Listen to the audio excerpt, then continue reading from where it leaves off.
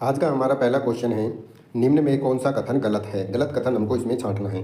पदार्थ के कण स्थिर अवस्था में होते हैं, पदार्थ के कण बहुत छोटे होते हैं, पदार्थ के कण एक दूसरे को आकर्षित करते हैं और पदार्थ के कणों के बीच रिक्त स्थान होता है। तो देखो, पदार्थ के कण स्थिर अवस्था में होते हैं, ये गलत है। पदार्थ के कण गतिमान अवस्था में होते हैं। पदार्थ के कण एक बहुत छोटे छोटे होते हैं, पदार्थ के कण एक दूसरे को आकर्षित करते हैं और इनके बीच रिक्त स्थान होता है। सही बात है। गलत क्या है कि स्थिर होते हैं। इसके बारे में हम देखते हैं। तो देखो, जो स्थान घेरता है और जिसका कुछ द्रव्यमान होता है वो पदार्थ कहलाता है। जो जिसका स्थान हो और जो द्रव्यमान घेरता हो, जिसका द्रव्यमान हो, जो स्थान घेरता हो, वो पदार्थ कहलाता है। उदाहरण के लिए पानी है, वायु, किताब, सोना आदि क्या है, पदार्थ हैं। जबकि ऊर्जा है, प्रकाश है, ध्वनि है, विचार है, काम, क्रोध है, ठीक है, प्यार है, ये सारे के सारे क्या हैं, पदार्थ की श्रेणी में नहीं आते। इनको हम सिर्फ महसूस कर सकते हैं, ठीक है। ये स्थान नहीं घेरते, ना ही इनका द्रव्यमान होता है। पदार्थ के भौतिक गुण, यहाँ से एग्जाम में क्वेश्चन पूछा गया था पिछली बार। पदार्थ के भौतिक गुण क्या हैं? तो देखो, पदार्थ कणों से मिलकर बना है या पदार्थ छोटे छोटे कणों से मिलकर बना होता है। पदार्थ के कणों के बीच रिक्त स्थान होता है। पदार्थ के कण निरंतर गतिमान होते हैं और पदार्थ के कण एक दूसरे को क्या करते हैं, आकर्षित करते हैं, ठीक है। तो पदार्थ के कण क्या करते हैं, आकर्षित करते हैं और गतिमान होते हैं, ठीक है। अगला क्वेश्चन अब देखते हैं हम।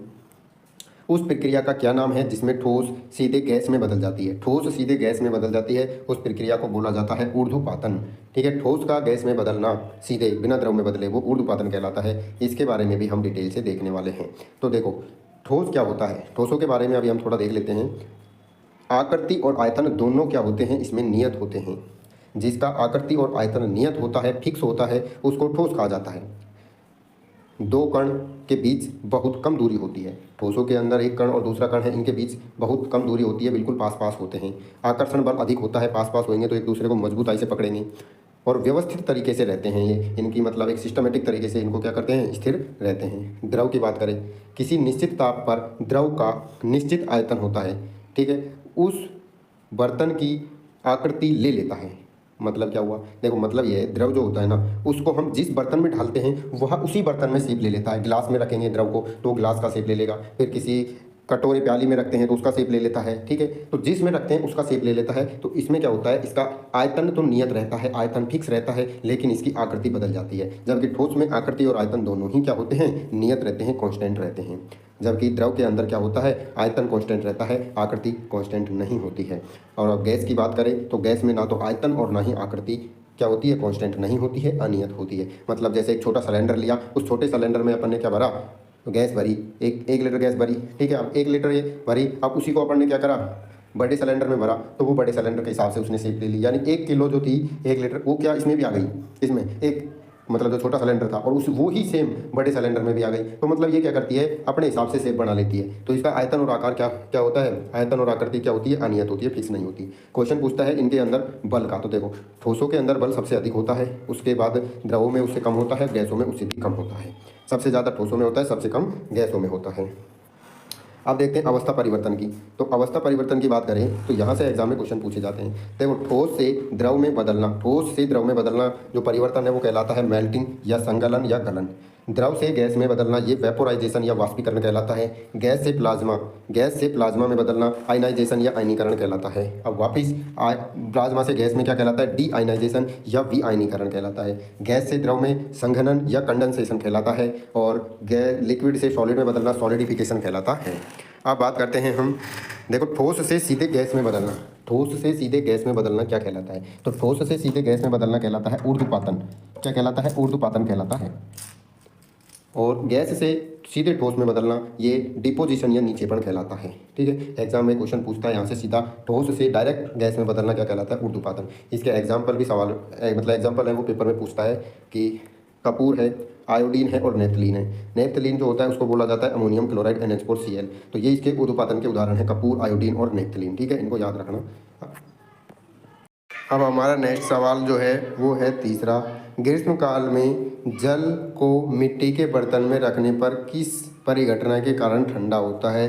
तो वो परिघटना कहलाती है वाष्पीकरण। क्या कहलाती है, वाष्पीकरण कहलाती है, ठीक है। अगला क्वेश्चन हमारा है कि निम्न में कौन सा वाष्पीकरण की दर को कम करता है? तो वाष्पीकरण की जो दर होती है, वाष्पीकरण की दर को कौन कम करता है? तो देखो, ताप में वृद्धि। अब जैसे जैसे तापमान बढ़ेगा तो क्या होगा, जैसे अपन ने ऐसे समझोगे कपड़े सुखाए, तो गर्मियों के दिनों में कपड़े जल्दी सूख जाते हैं। क्यों सूख जाते हैं? क्योंकि वहाँ का जो तापमान होता है वो ज़्यादा होता है। तो ताप बढ़ाने पर वाष्पीकरण की दर बढ़ती है। क्षेत्रफल बढ़ाया, जैसे कपड़ा है, अब उसको अपन ने एक जगह इकट्ठा करके रखा तो टाइम लगाएगा सूखने में, लेकिन अपन ने उसको बिछा के रखा तो वो जल्दी सूख जाएगा। तो क्या हो जाएगा? सतह का क्षेत्रफल बढ़ाने पर वाष्पीकरण की दर बढ़ जाती है। अब हवा चल रही है, ज़्यादा तेज़ हवा चल रही है तो क्या होगा? कपड़ा जल्दी सूखेगा, तो वो भी वाष्पीकरण की दर को बढ़ाता है। लेकिन नमी जो होती है वो कम करती है। जैसे बारिश के दिन में नमी ज़्यादा होती है तो कपड़े को सूखने में क्या होता है? टाइम लगता है। अब इसके बारे में हम डिटेल से इनका देखते हैं। तो देखो, ऊर्ध्वपातन के उदाहरण अपन ने देख लिए। अब देखो, ग्रीष्म काल में जल को मिट्टी के बर्तन में रखने पर जो परिघटना के कारण वो ठंडा हो जाता है उसको बोलते हैं वाष्पीकरण या इवेपोराइजेशन। वाष्पीकरण या इवेपोराइजेशन। और वाष्पीकरण की जो दर है देखो, ताप बढ़ाया तो बढ़ती है, क्षेत्रफल बढ़ाया तो भी बढ़ती है, हवा की गति है वो ज़्यादा हो गई तो भी बढ़ती है, और आर्द्रता कम करी यानी कि बारिश कम होगी ऐसे समझो, या वातावरण में नमी कम होगी तो क्या हो जाएगी? बढ़ती है। और नमी जब बढ़ेगी तो क्या होगी? वाष्पीकरण की दर कम होगी, कपड़ों को सूखने में ज़्यादा टाइम लगेगा। अब आती है गुप्त ऊष्मा। गुप्त ऊष्मा क्या होती है? देखो, गुप्त ऊष्मा जो होती है ना, ये नाम से ही पता चल रहा है गुप्त होती है। मतलब इसमें जो तापमान होता है ना वो कांस्टेंट होता है। क्या होता है? कांस्टेंट होता है। देखो, जैसे एक बर्तन है, उसमें बर्फ़ है, ये बर्फ़ है। अब ये जो बर्फ़ है वो 0 डिग्री टेम्परेचर वाली बर्फ़ है, ठीक है। यही बर्फ़ क्या दूसरे पात्र में जल में बदल गई, लेकिन अभी भी इसका टेम्परेचर 0 डिग्री ही है। यानी कि यहाँ तो ये 0 डिग्री की बर्फ़ थी, यहाँ ये 0 डिग्री का क्या है? द्रव है, लिक्विड है, वाटर है, ठीक है। अब क्या हुआ? ये ठोस था या द्रव में बदल गया। ठोस द्रव में बदल गया तो क्या हो गया? अवस्था में परिवर्तन आ गया। क्या हो गया? अवस्था बदल गई। तापमान तो कांस्टेंट रहा लेकिन अवस्था बदल गई। तो ये जो ऊष्मा जो दी हमने भाई, कांस्टेंट टेम्परेचर रहने पर भी जो ऊष्मा उसको लगातार दे रहे हैं, तभी तो वो है जो ठोस द्रव में बदल रहा है। तो ये जो ऊष्मा दी उसको बोलते हैं गुप्त ऊष्मा। आ गया समझ में? अब देखते हैं अगला क्वेश्चन। निम्न में कौन सा एक शुद्ध पदार्थ है? शुद्ध का मतलब प्योर है, उसमें किसी भी प्रकार की कोई मिलावट नहीं है। तो मीथेन जो होता है ना, इसका फॉर्मूला होता है CH4, ठीक है। और वायु के अंदर देखो सब हाइड्रोजन भी होती है, नाइट्रोजन भी होती है, ऑक्सीजन भी होती है, बहुत सारे तत्व इसमें पाए जाते हैं, ठीक है। और दूध में भी इसी तरह मिलावट। अब पानी का विलयन देखो, पानी तो H2O होता है, लेकिन जैसे ही विलयन की बात करी तो पानी में हमने कुछ मिला दिया तो इसके अंदर भी बहुत सारे क्या हो गए? पदार्थ हो गए। लेकिन प्योर पदार्थ वही होता है जो सिर्फ अकेला होता है। तो इसका आंसर हो जाएगा मीथेन। क्या हो जाएगा? मीथेन हो जाएगा। अब देखते हैं दाब का परिवर्तन। देखो, दाब का परिवर्तन में क्या होता है?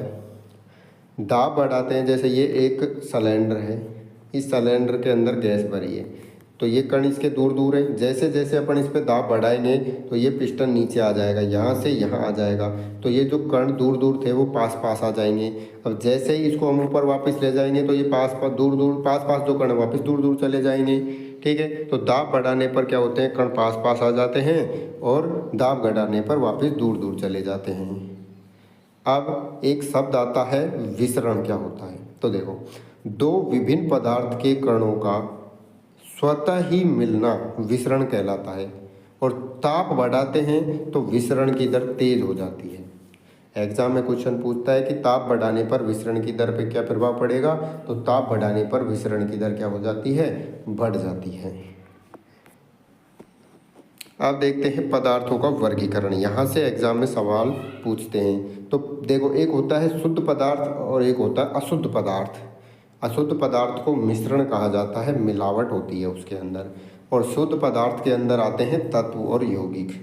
तत्व यानी एलिमेंट क्या होता है? तो देखो, तत्व और एलिमेंट में क्या है कि ये एक ही प्रकार के तत्वों से मिलकर बना होता है। इसमें जैसे हाइड्रोजन है तो उसके अंदर सिर्फ हाइड्रोजन हाइड्रोजन ही पाए जाएंगे, हीलियम है तो सिर्फ हीलियम हीलियम ही पाए जाएंगे, ठीक है। और यौगिक वो होता है जो निश्चित सूत्र में होता है, मतलब होता तो निश्चित ही है लेकिन उसमें एक नहीं, एक से ज़्यादा तत्व, दो या दो से अधिक तत्व हो सकते हैं। जैसे NH3 है तो NH3 में नाइट्रोजन भी है और क्या है, हाइड्रोजन भी है, लेकिन निश्चित अनुपात में 1:3 में है। ठीक है, 1:3 में। तो निश्चित अनुपात में, निश्चित सूत्र में होते हैं वो यौगिक कहलाते हैं। ठीक है, और दो या दो से अधिक तत्व होते हैं।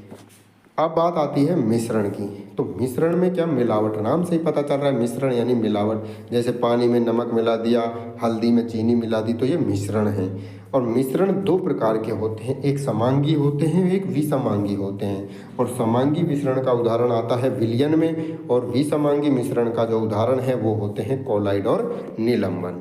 ठीक है, अब हम देखते हैं तत्व क्या होते हैं, तत्वों के बारे में जानते हैं। तो तत्व वह होता है या वह मूल कण होता है जिसको हम रासायनिक अभिक्रिया द्वारा सरल तत्वों में नहीं तोड़ सकते, यानी कि वह सबसे छोटा ही, जो तोड़ तोड़ के हम जिसको सबसे छोटा बना सकते हैं वो तत्व है, उससे छोटा उसको हम नहीं बना सकते। ठीक है, तो सबसे छोटा जो होता है वो तत्व कहलाता है।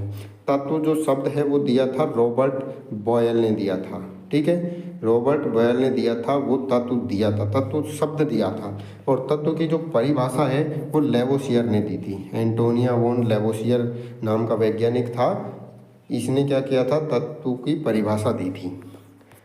अब देखते हैं अपना अगला क्वेश्चन, यौगिक नहीं है। क्या यौगिक नहीं है? तो देखो, सल्फर डाइऑक्साइड SO2 क्या है, यौगिक है, दो या दो से अधिक। और ये क्या है, हाइड्रोजन सल्फाइड H2S, ये भी क्या है, यौगिक है। चौक है, चौक है तो ये एक तरह का क्या हो गया, इसके अंदर आ गया मतलब ये भी, इसमें भी मिश्रण है, कार्बन और हाइड्रोजन का मिश्रण है। ठीक है, अब बता लेड, लेड को Pb से लिखते हैं, तो इसके अंदर सिर्फ Pb यानी लेड, लेड ही है, तो ये क्या है, ये यौगिक नहीं है, ये तत्व है। अब बात करते हैं यौगिक की। यौगिक यानी कंपाउंड, एक ऐसा रासायनिक पदार्थ जो दो या दो से अधिक भिन्न तत्वों से मिलकर क्या होता है, बनता है, तो उसको क्या बोलते हैं, उसको यौगिक बोलते हैं। अब यौगिक में क्या उदाहरण देख लिए, क्या है, H2O है, CO2 है, SO2 है, ये इसके उदाहरण हो गए। फिर इसी में एक आता है मिश्रण। भाई यौगिक तो शुद्ध हो गया, और जब निश्चित अनुपात में मिलाया तो यौगिक बन गया, और जब इसी को अनिश्चित अनुपात में मिलाया, किसी को कुछ भी मिला रहे हैं उसमें पता नहीं, तो वो क्या हो गया, उसको मिश्रण बोलते हैं। वह पदार्थ जो दो या दो से अधिक तत्वों या यौगिकों से मिलकर बना है और भौतिक रूप के मिलने से बना है, वो मिलाने से, अपन ने मिलाया। जैसे पानी है, पानी में अपन ने शिकंजी बनाई तो नींबू पटक दिया, उसी में अपन ने चीनी पटक दी, नमक पटक दिया। ठीक है, तो वो मिश्रण हो गया। हवा है तो हवा भी एक मिश्रण है, क्योंकि इस हवा के अंदर क्या बहुत सारी गैस पाई जाती हैं, hydrogen, oxygen, nitrogen, carbon dioxide, carbon monoxide.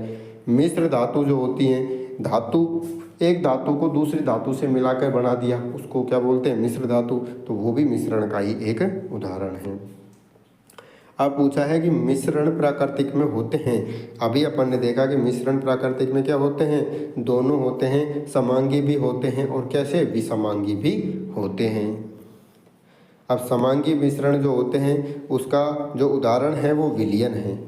विलयन बोल दो या वास्तविक विलयन जिसे बोलते हैं हम, उसको समांगी कहते हैं, क्योंकि इसके अंदर क्या होता है, संगठन फिक्स होता है, मिलावट जो होती है वो फिक्स होती है। ठीक है, इसके दो उदाहरण एग्जाम में पूछे जाते हैं। पीतल है, पीतल जो है वो कॉपर और जिंक से मिलके बना है। किससे, कॉपर और जिंक से मिलके बना है, लेकिन अनुपात 70:3 का रेशो फिक्स कर दिया इसने, इसलिए इसको क्या बोलते हैं, वास्तविक विलयन बोलते हैं। संगठन फिक्स होता है, समांगी विलयन, समांगी मिश्रण बोलते हैं। ठीक है, तो पीताजी शब्द सुना होगा आपने, पीताजी, तो पी से बना पीतल, ता से तांबा और जी से बना जिंक।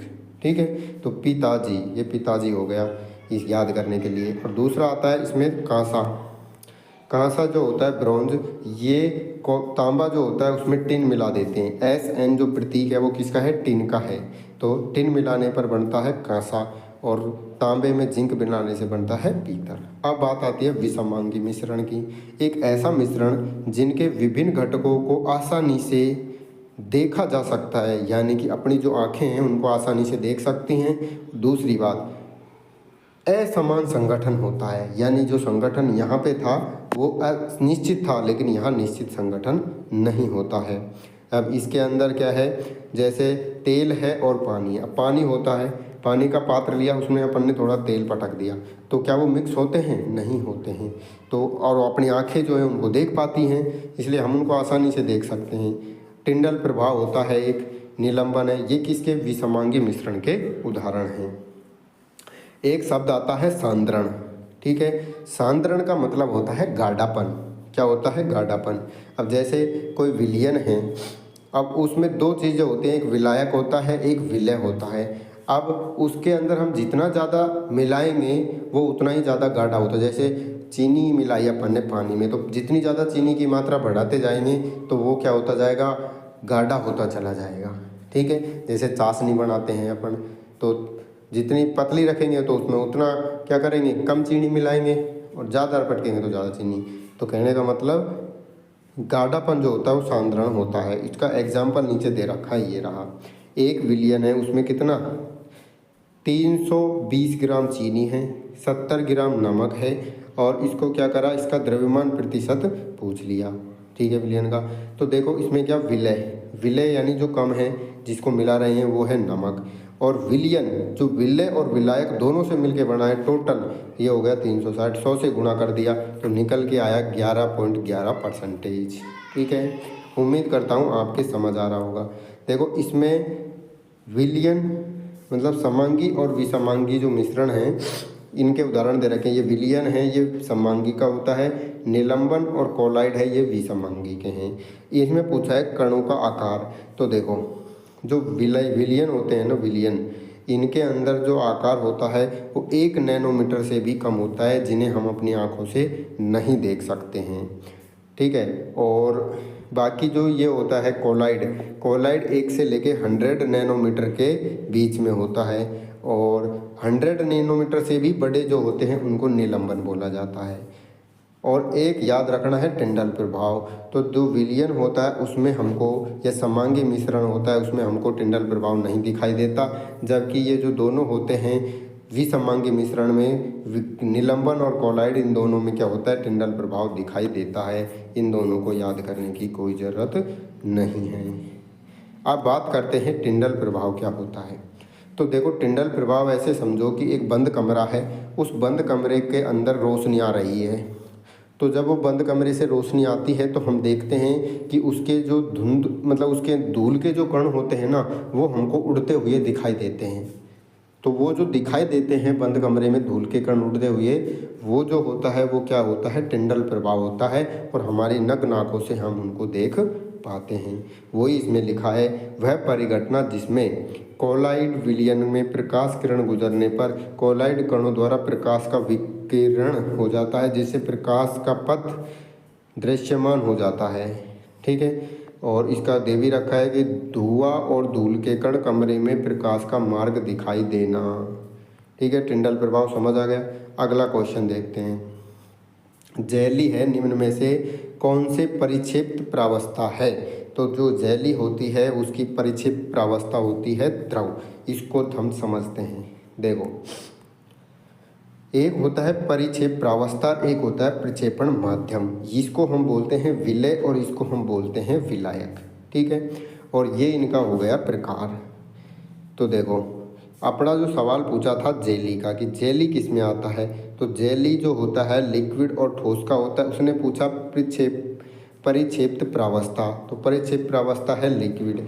अगर वो बोलता प्रक्षेपण माध्यम क्या है, तो वो है ठोस। ठीक है, ये जेली का उदाहरण हो गया। एक तो अपन को ये जेली वाला याद करना है, दूसरा अपन को याद करना है ये देखो इमल्सन वाला। लिक्विड और लिक्विड यानी परिक्षेपण माध्यम भी लिक्विड है और परिक्षेप प्रावस्था भी लिक्विड है, तो वो मिलता है इमल्सन से। उसको क्या बोलते हैं? इमल्सन। और इसके जो उदाहरण हैं वो है दूध और फेस क्रीम। दूध होता है और जो फेस पे लगाने की क्रीम होती है वो। ठीक है, ये इमल्सन के उदाहरण है। एक होता है फोम। फोम का उदाहरण है शेविंग क्रीम, जो शेविंग की जाती है उसकी क्रीम होती है, वो फोम का उदाहरण होती है। और फोम क्या होता है, गैस और तरल से मिलके बना होता है, ये भी अपन को याद करना है। फिर एक एरोसोल ही देखना है कि एरोसोल क्या होता है।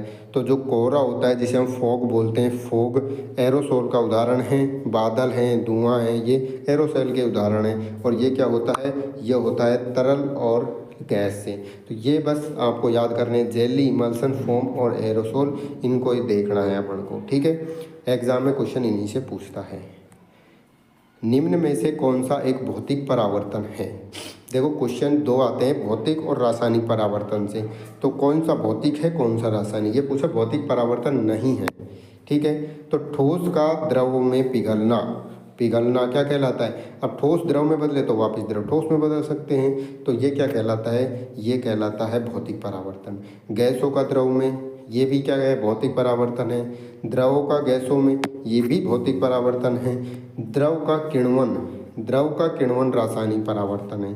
कैसे है, जैसे द्रव का किण्वन, पदार्थों का परिवहन का मतलब ये होगा, जैसे अपन कोई चीज़ लेके आए मार्केट से, समझो है ना, कोई फल लेके आए, जैसे आम लेके आए, तो आम को रखे रखे सपोज 3-4 दिन हो गए, तो वो क्या खराब होने लग गया, सड़ने लग गया, ठीक है, बदबू आने लग गई, कीड़े पड़ गए उसके अंदर। अब क्या हुआ कि क्या हम उसको वापस सही बना सकते हैं, वापस सही जैसा हम था वैसा बना सकते हैं, नहीं बना सकते। तो नहीं बना सकते, तो उसके अंदर पदार्थ ही चेंज हो गया, उसका स्वाद ही चेंज हो गया, कीड़े पड़ गए, सब कुछ हो गया। तो वो क्या है, किण्वन, वो रासायनिक परिवर्तन है, ठीक है। अगला क्वेश्चन है कि निम्न में से कौन सा रासायनिक परिवर्तन है। सेम क्वेश्चन है, बस भाषा का अलग है। वहाँ पूछा भौतिक परिवर्तन नहीं है, मतलब रासायनिक, और यहाँ डायरेक्ट पूछ लिया कि रासायनिक परिवर्तन कौन सा है, तो वो है पदार्थों का किण्वन। अब इसके बारे में हम देखते हैं कि भौतिक परिवर्तन क्या है। देखो, ऐसा परिवर्तन जिसमें नया पदार्थ नहीं बनता है, सिर्फ उसके भौतिक गुणों में परिवर्तन आता है। भौतिक गुणों में परिवर्तन आता है, ठीक है, रासायनिक गुणों में नहीं। जैसे बर्फ का पिघलना है, पानी का उबलना है, कांच का टूटना है, पेड़ का काटना है। पेड़ का काटना और पेड़ का जलना, दोनों में अंतर है। पेड़ काट दिया तो ये भौतिक परावर्तन है, और पेड़ को जला दिया तो रासायनिक परावर्तन है, ठीक है। अब देखते हैं रासायनिक परिवर्तन। रासायनिक परिवर्तन में क्या होता है, नया पदार्थ बनता है, और उस नए पदार्थ से हम वापस अपने पुराने पदार्थ को नहीं बना सकते हैं, ठीक है। जैसे लोहे पर जंग लगना, अब लोहे पर जंग लग गई, अब वो जंग को छुड़ा के वापस अपन वो जो लोहा था, तो जैसा प्योर लोहा था वो वैसा लोहा नहीं बना सकते। दूसरी बात, जैसे ही लोहे पे जंग लगती है तो उसका जो भार होता है उसमें वृद्धि हो जाती है। ध्यान रखना, लोहे पर जंग लगने में उसके भार में वृद्धि हो जाती है। कागज़ का जलना, भोजन का पाचन, भोजन पच गया, अपन ने भोजन किया, वो पच गया, तो क्या वापस भोजन बन सकता है उससे, जो है नहीं बन सकता। दूध का दही में बदलना, अब दूध से अपन ने दही बना दिया, वापस दही से दूध बना सकते हैं, नहीं बना सकते। तो कहने का मतलब, एक बार जो पदार्थ बन गया उसको हम वापस नहीं बना सकते, वो रासायनिक परिवर्तन कहलाता है। और जहाँ पे भी जलना शब्द आ जाए, पेड़ का जलना, कागज़ का जलना, तो वो रासायनिक परिवर्तन के क्या हैं, उदाहरण हैं। तो देखो, ये हमने क्या करा, आज की क्लास में डिस्कस करा। जो क्वेश्चन थे 10 क्वेश्चन थे। 10 क्वेश्चन पिछली बार ग्रुप डी एग्जाम में इस टॉपिक से पूछे गए थे। 10 को हमने पढ़ा और उनका डिटेल सॉल्यूशन हमने उनको देखा कि इनमें क्या क्या हो सकता है, ठीक है। तो उम्मीद करता हूँ आपको समझ आ गया होगा। तो अगर आपको समझ आई है तो जल्दी से वीडियो को लाइक करो, चैनल को सब्सक्राइब करो और अपने सभी दोस्तों तक भेज दो। इससे बाहर कुछ नहीं जाएगा। जय भारत।